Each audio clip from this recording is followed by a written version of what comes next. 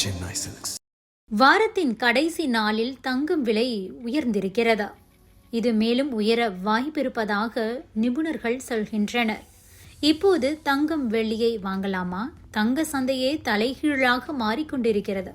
இந்த நேரத்தில் தங்கம் வெள்ளி முதலீட்டை எப்படி கையாள வேண்டும் என்று நிபுணர்கள் கொடுத்திருக்கும் ஒரு அட்வைஸ். தங்கம் விலை எவ்வளவு உயர்ந்தாலும் நம்ம மக்கள் ஒரு வகையில் தங்க நகையை வாங்குவதை விடுவதாக இல்லை. இந்த நேரத்தில் செபி கொடுத்த எச்சரிக்கையையும் மீறி வாங்கிக் கொண்டிருக்கிறார்கள். அது பற்றியும் இந்த பதிவில் விரிவாக பார்க்கலாம்.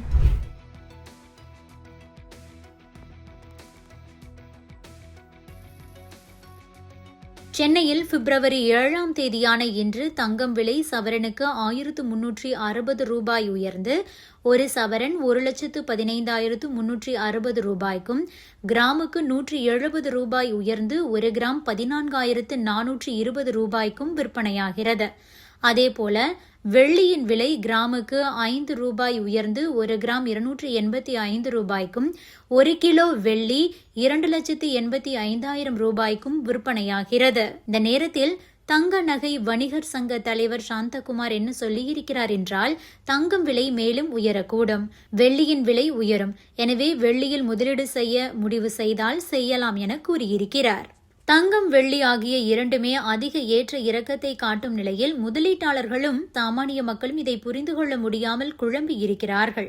2022ஆம் ஆண்டிலேயே வெள்ளியின் விலை உயரும் என்று சரியாக கணித்த டிஎஸ்பி மியூச்சுவல் ஃபண்ட் நிறுவனத்தின் தலைமை ஆய்வாளர் ஷாஹில் கபூர் இந்த சமயத்தில் தங்கம் வெள்ளி முதலீட்டை எப்படி கையாள வேண்டும் என்பது குறித்து எச்சரிக்கை வெளியிட்டிருக்கிறார்.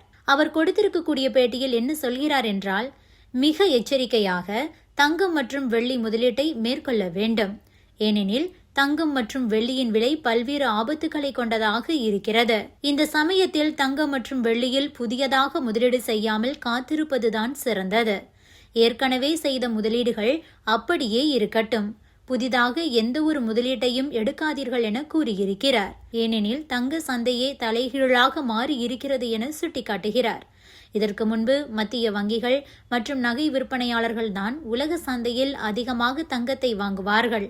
இவர்களால் தான் தங்க வர்த்தகமே நடந்து வந்தது. ஆனால் 2022ஆம் ஆண்டிலிருந்து 2024ஆம் ஆண்டு வரை ஒவ்வொரு ஆண்டும் சராசரியாக 1000 டன்களுக்கு மேல் தங்கத்தை மத்திய வங்கிகளே வாங்குகின்றன. ஆனால் இது 2025ஆம் ஆண்டில் 20% சரிந்துவிட்டது. அதே வேளையில் நகைகளுக்கான தேவை சரிவடைந்திருப்பதையும் அவர் சுட்டிக்காட்டுகிறார். வழக்கமாக உலக அளவில் விற்பனை செய்யப்படும் தங்கத்தில் கிட்டத்தட்ட 50% தங்கம் நகை வடிவமைப்புக்காகத்தான் செல்லும். ஆனால் தற்போது அந்த சப்ளையும் டிமாண்டும் குறைந்திருக்கிறது.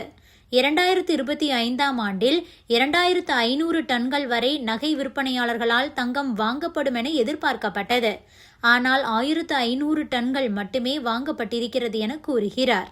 சர்வதேச சந்தையில் தங்கத்தை வாங்குபவர்கள் மாறி இருக்கிறார்கள்.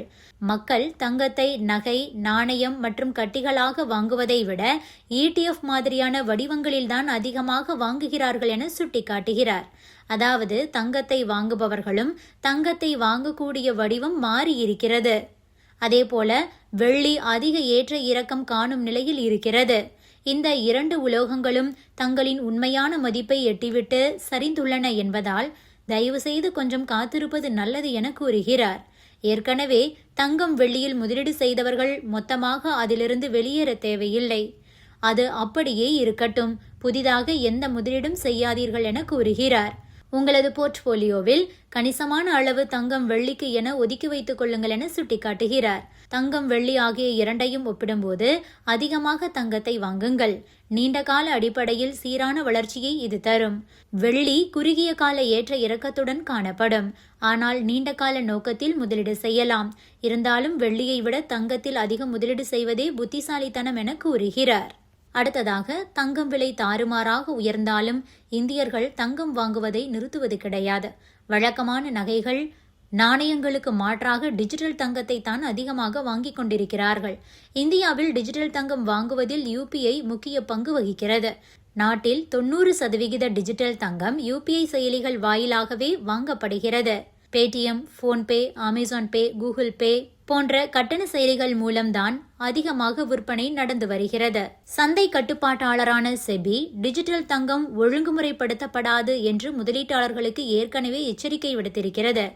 டிஜிட்டல் தங்கத்தில் செய்யப்படும் முதலீடுகளுக்கு நாங்கள் பாதுகாப்பு தர மாட்டோம் என வெளிப்படையாகவே எச்சரிக்கை விடுத்தது. இதன் விளைவாக நவம்பரில் மட்டும் விற்பனை சரிந்து சுமார் 1200 கோடி ரூபாய் மதிப்பிலான 120 மில்லியன் பரிவர்த்தனைகள் மட்டுமே நடந்தது. ஆனால் மீண்டும் அது உயரத் தொடங்கிவிட்டது.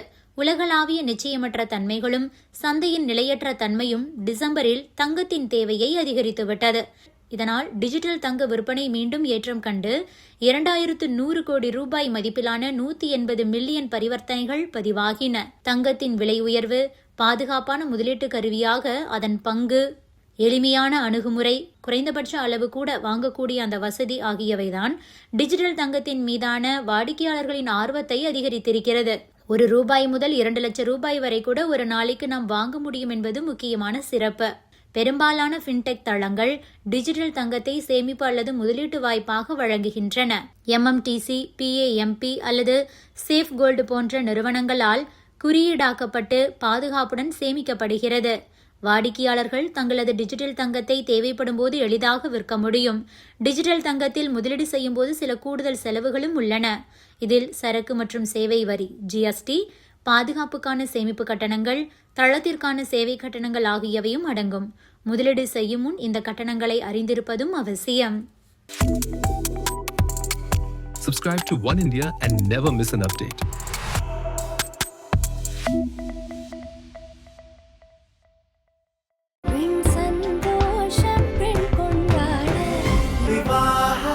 மணப்பெண்ணின் பிரத்யேகமான திருமணம் விவாஹா தி சென்னை சில்க்ஸ்.